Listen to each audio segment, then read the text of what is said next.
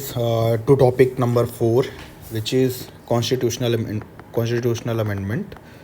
So we will discuss in topic 4, which is polity for mains. These notes will help you in excelling marks in mains. So let's continue.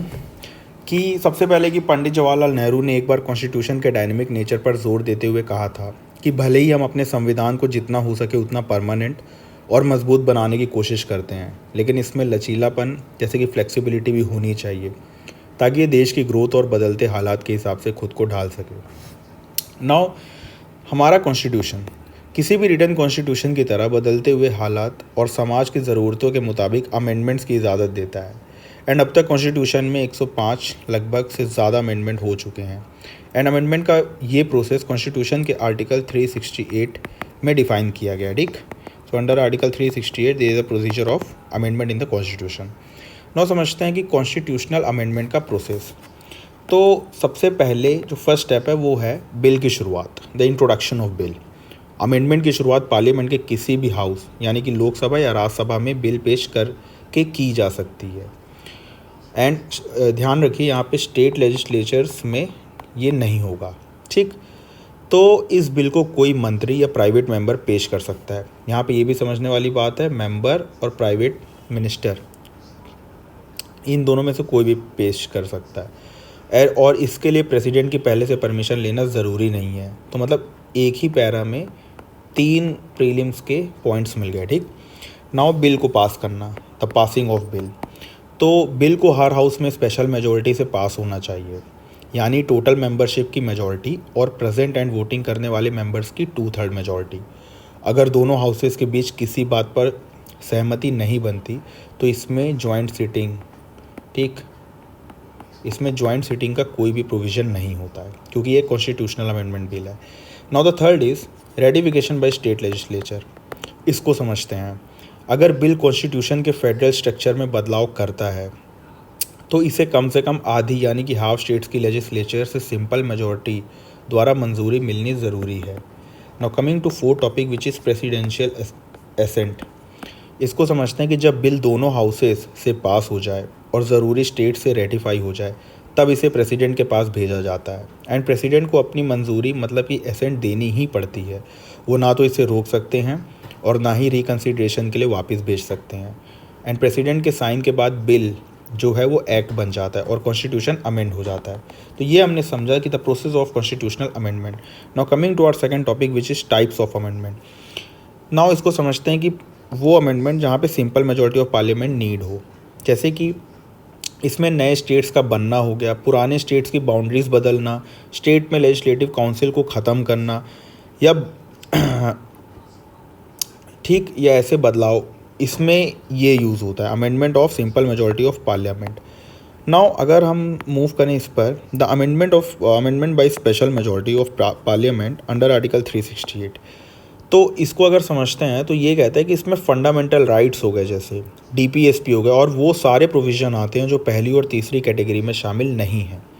Now coming to third one which is amendment by special majority of parliament and ratification by state legislature under article 368। ये बताता है कि इसमें वो बड़े बदलाव आते हैं जो फेडरल स्ट्रक्चर से जुड़े हों, जैसे प्रेसिडेंट के इलेक्शन, यूनियन और स्टेट की executive power, supreme court and high courts, union और स्टेट्स के बीच लेजिस्लेटिव पावर्स का बंटवारा या फिर पार्लियामेंट में स्टेट्स का रिप्रेजेंटेशन, और जैसे खुद ही आर्टिकल 368 में बदलाव। ठीक, तो ये सब प्रोविज़न इस मेजॉरिटी के अंदर आते हैं।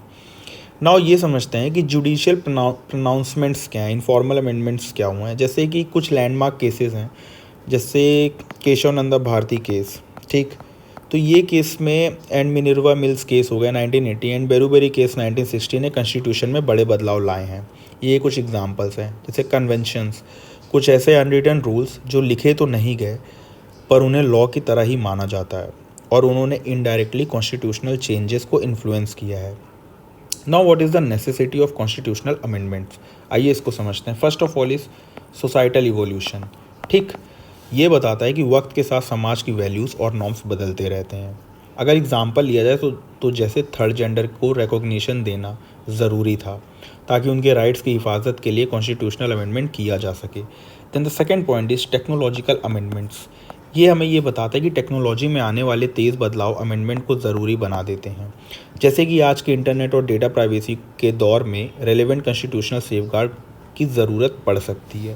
Then coming to third is fulfilling social contracts को पूरा करना। जैसे 73rd और 74th अमेंडमेंट लाए गए ताकि महात्मा गांधी, आप साथ में एग्जाम्पल भी लिखते रहिए जो एग्जाम्पल मैं आपको दे रहा हूँ। तो 73rd और 74th अमेंडमेंट लाए गए ताकि महात्मा गांधी के ग्राम स्वराज के सपने को सच किया जा सके। Then coming to fourth one which is enhancing representation, मतलब कि समाज के हर सेक्शन को सही रिप्रेजेंटेशन देने के लिए अमेंडमेंट ज़रूरी हो सकते हैं, जैसे लेजिस्लेचर में शेड्यूल कास्ट और शेड्यूल ट्राइब्स के लिए reservation. Then coming to fifth one which is legal backing to policy, इसका मतलब कि नई पॉलिसीज़ को लागू करने के लिए भी बदलाव चाहिए होते हैं, जैसे जीएसटी आया था को इंट्रोड्यूस करने के लिए कॉन्स्टिट्यूशनल अमेंडमेंट की ज़रूरत पड़ी थी। And coming to six one which is structural adjustment, ये कहता है कि इकोनॉमिक कंसिडरेशन की वजह से कुछ स्ट्रक्चरल बदलाव करने पड़े, जैसे फंडामेंटल राइट से राइट टू प्रॉपर्टी को हटाना, ये सब।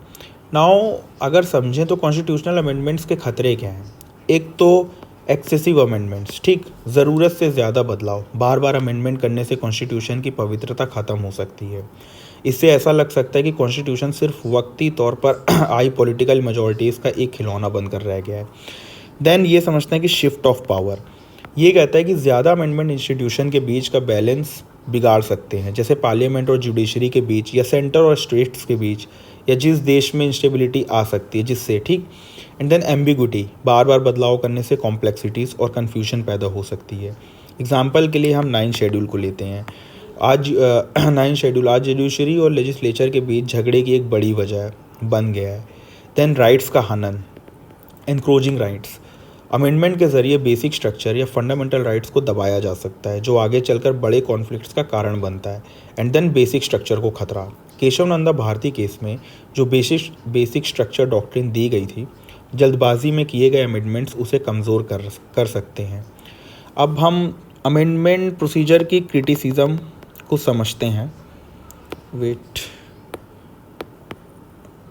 अब अमेंडमेंट प्रोसेस के क्रिटिसिजम्स क्या हैं। पहले तो क्लैरिटी की कमी, कॉन्स्टिट्यूशन में स्पेसिफिक प्रोसीजर को लेकर थोड़ी अनक्लैरिटी है, जिसकी वजह से अलग अलग इंटरप्रिटेशंस निकलते हैं और कन्फ्यूजन होता है। देन सेंट्रलाइज्ड पावर, ये कहता है कि क्रिटिक्स का मानना है कि अमेंडमेंट की सारी ताकत ज़्यादातर पार्लियामेंट के पास ही है, जिससे हमारा फेडरल स्ट्रक्चर नज़रअंदाज हो जाता है।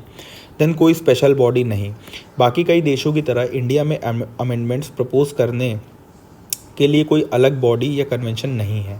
देन पब्लिक इन्वॉल्वमेंट की कमी, हमारे प्रोसेस में रेफरेंडम या डायरेक्ट पब्लिक इन्वॉल्वमेंट का कोई प्रोविज़न नहीं है, जो अमेंडमेंट्स को और भी ज़्यादा डेमोक्रेटिक बना सकता है। तो गाइज़, इसमें हमारा अगर हमको वे फॉरवर्ड लिखना हो तो हम वे फॉरवर्ड क्या लिखेंगे। तो सबसे पहले पॉइंट में लिखेंगे कि जॉइंट पार्लियामेंट्री कमेटी, जेपीसी, ठीक, ताकि प्रपोज्ड अमेंडमेंट्स पर गहरी चर्चा हो सके और सभी पार्टीज़ के बीच एक सहमति बन सके। देन सेकेंड इज़ अलग कमेटी या बॉडी का गठन, एक डेडिकेटेड बॉडी होनी चाहिए जो कॉन्स्टिट्यूशंस के बदलाव को बारीकी से चेक करे ताकि जल्दबाजी में कोई गलत बदलाव ना हो। Then third can be civil society का साथ, ठीक, मतलब बड़े कॉन्स्टिट्यूशनल चेंजेस पर जनता की राय और उनके सेंटीमेंट्स जानने के लिए पब्लिक कंसल्टेशंस होनी चाहिए।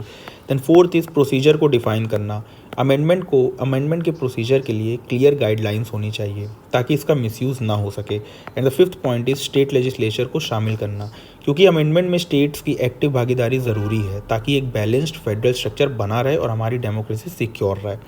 Then we can now conclude guys this whole topic कि भले ही कॉन्स्टिट्यूशनल अमेंडमेंट एक ज़रूरी टूल है ताकि हमारा संविधान वक्त के साथ बदल सके, लेकिन ये बहुत ज़रूरी है कि इसका इस्तेमाल बहुत सोच समझकर और संयम के साथ किया जाए ताकि हमारे फंडामेंटल लॉ की इंटीग्रिटी और स्टेबिलिटी बनी रहे और मेंटेन रहे और हमारा देश डेमोक्रेसी की राह पर सबसे आगे बढ़ता रहे।